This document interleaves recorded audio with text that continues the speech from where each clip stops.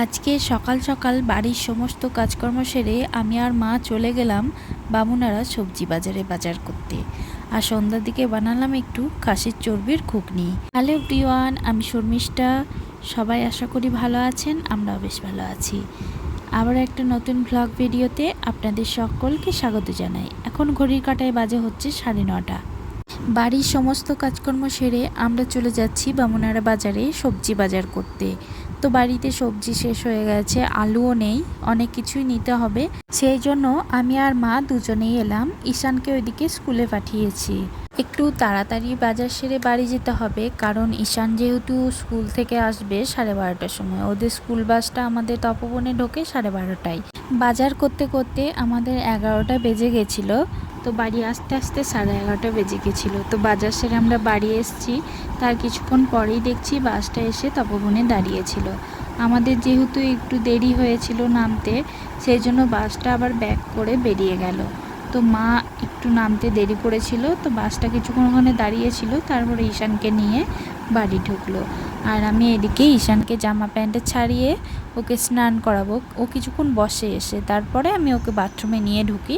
একবারে স্নান করিয়ে খায়ে ঘুম পাড়িয়ে দিই, কারণ ও অনেক সকাল সকাল ওঠে। ওকে যাই হোক এখন এই কদিন ডাকতে হচ্ছে না, ও নিজের থেকেই উঠে যাচ্ছে। কয়েকদিন আগে খুব কাঁদছিল ঘুম থেকে উঠতে, যাই হোক অভ্যাস হয়ে যায় উঠতে উঠতে। তো এই কদিন হয়েছে বেশ ভালো মনেই উঠছে। আর দেখবেন বাচ্চারা যদি সকাল থেকে উঠে ঘ্যান ঘ্যান করে, যারা মা তারাই একমাত্র বুঝতে পারবেন এই ব্যাপারটা। তো একদমই ভালো লাগে না। বাচ্চারা যদি হাসি খুশিতে থাকে তাহলে মায়েদেরও মন বেশ খুশি খুশি থাকে। বাচ্চারা যদি সবসময় ঘ্যান ঘ্যান করতে থাকে, দেখবেন মায়েদেরও খিটখিটে স্বভাব হয়ে যায়। এরপর আমি চলে আসলাম ঈশানের স্কুল ড্রেসটা ছাড়ানোর জন্য। ওকে যেহেতু স্নান করাবো, তো স্কুল ড্রেসটা আমি ওকে ছাড়াতে যাব। আর ঝমঝমিয়ে বৃষ্টি। আর এদিকে আমাদের ব্যালকনিতে সমস্ত জামা কাপড় মেলা ছিল, আধ শুকনো হয়ে গেছিলো, না তুললেও ভিজে যেত। তো যাই হোক জামা কাপড়গুলো আগে আমি তুললাম, তারপরে ঈশানকে জামা প্যান্ট ছাড়িয়ে ওকে স্নান করিয়ে দিলাম। এরপর আমি ওকে খাইয়ে ঘুম পাড়িয়ে দিয়েছিলাম। আমরা ভাত টাত খেয়ে কিছুক্ষণ ঘুমিয়ে বিকেল 4টে যখন বাজে তখন উঠলাম। তখন উঠেই সঙ্গে সঙ্গে চর্বিটা ফ্রিজ থেকে বের করে জল দিয়ে ভিজিয়ে রেখেছিলাম, কারণ প্রচণ্ড বরফ জমে গেছিলো। তো ওটা আমি কাটতেই পারতাম না, সেই জন্য জলে কিছুক্ষণ ভিজিয়ে রেখেছিলাম। এরপর সন্ধ্যা দিয়ে আবারও চলে আসলাম রান্নাঘরে ঘুগনিটা বানানোর জন্য।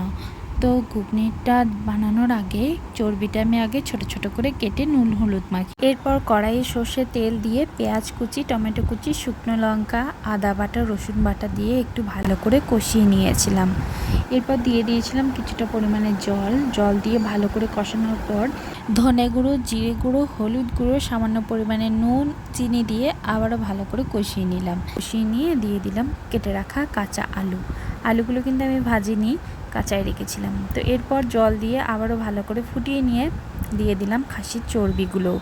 এরপর একটু খাসির চর্বি দিয়ে ফুটিয়ে নিয়ে দিয়ে দিলাম সেদ্ধ করে রাখা মটর কলাইগুলো আমি একটু গলা গলাই সিদ্ধ করেছিলাম, কারণ খাসির চর্বি ঘুগনিতে গোটা মটর ভালো লাগে না, একটু বেশ গলা গলা থাকবে, মাখা মাখা থাকবে, ওটাই ভালো লাগে।